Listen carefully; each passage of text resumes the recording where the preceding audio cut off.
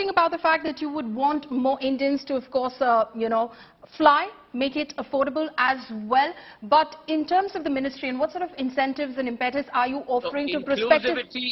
Inclusivity, access and affordability. Right. Those are the three mantras that we live with. Of incentivizing prospective players, what are you doing as a ministry is the question that I'm asking, in terms of incentivizing players to take the kind of risk that Rakesh Jhunjhunwala, Vinay, Dube, Aditya, Ghosh have taken today, sir. So, if I may say this, Paulomi, you are looking at only one segment of the market. Civil aviation has a whole gamut of segments that one needs to look at. The first segment is international to domestic. The second segment is Tier 1 domestic to Tier 1 domestic. The third segment is Tier 1 domestic to Tier 2, Tier 3 domestic. And the fourth segment is Tier 2, Tier 3 to the last mile. And therefore, UDAN covers international UDAN, covers domestic, not metro to metro, but metro to unserved, and it covers unserved to unserved airports. But there is another segment which is the last mile, which is a segment that I've been concentrating on over the last year. And we have come up with a new policy called the Small Aircraft Scheme, which is all sub-20-seater aircraft, Cessna Citations, water planes, seaplanes, helicopters.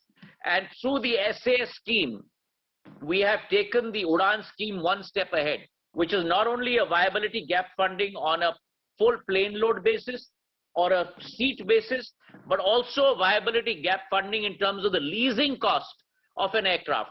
That is the biggest impediment to penetration at the grassroots level of small aircraft. So we are looking at that part of the pie as well. And in the current UDAN Yojana of 4.2, which we have launched, there's been a specific segment for helicopters as well as for small planes. And you will see that sector taking off in the near future as well. So this morning, when you were, of course, flagging off that inaugural flight of Akasa Air, you also mentioned about the fact that there were a couple of black swan events that hampered, as far as the aviation industry's progress was concerned over the last couple of years. That, of course, including the pandemic.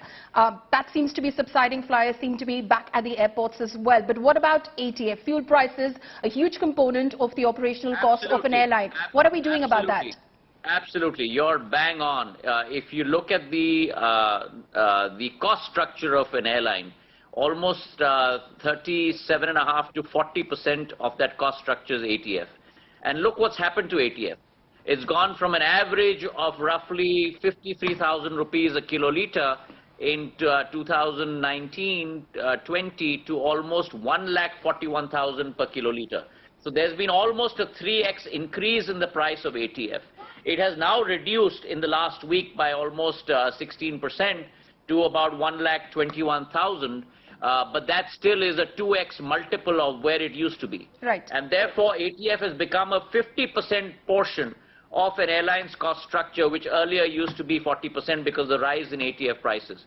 So what we have done as a ministry is, when I took over last year, the first thing I did was look at the VAT that is being charged on air turbine fuel.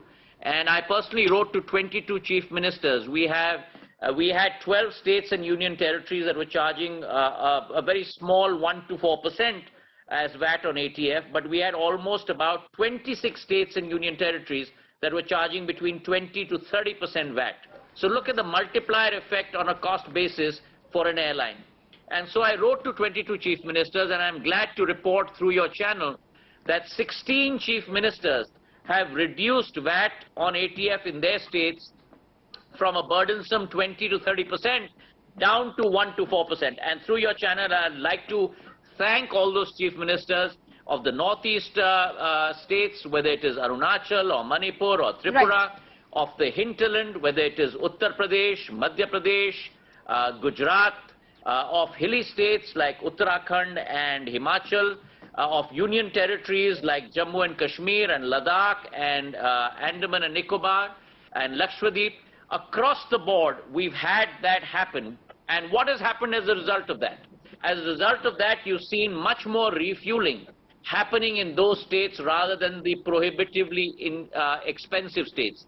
There's been a rise of 360% in the case of Jammu and Kashmir. You've seen a rise in flights, in connectivity in many states happening because of that. And that's the multiplier effect that you're going to see. And if there's a rise in flights, there's an economic multiplier benefit, and there is a capital multiplier benefit as well, which states will receive. Right, so I'm told that that's all the time that you have, but one final question, because I wouldn't be doing my job if I didn't ask you this question, sir. Passengers have heard of many incidents and they've been reported across the media as well. Some action has been taken concerning airlines, certain mishaps as well. What would you like to tell the passengers today? How would you like to reassure them that flying is a safe option, sir?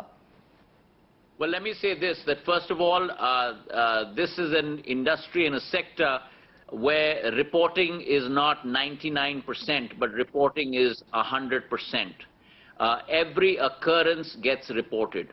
There are always the case of some occurrences which are in an airline's control and some that are not. For example, bad weather is something that's not in an airline's control. A bird hit is not something that's in an airline's control, and some things are in an airline's control.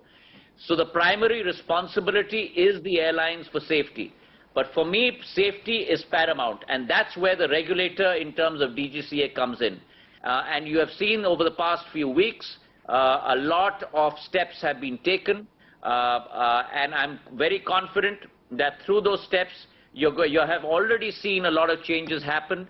And I'm very confident that through those steps, the confidence building has also happened amongst the airlines and the passengers. We need to work together to make sure that safety and security for our sector is paramount in terms of how we serve the customer.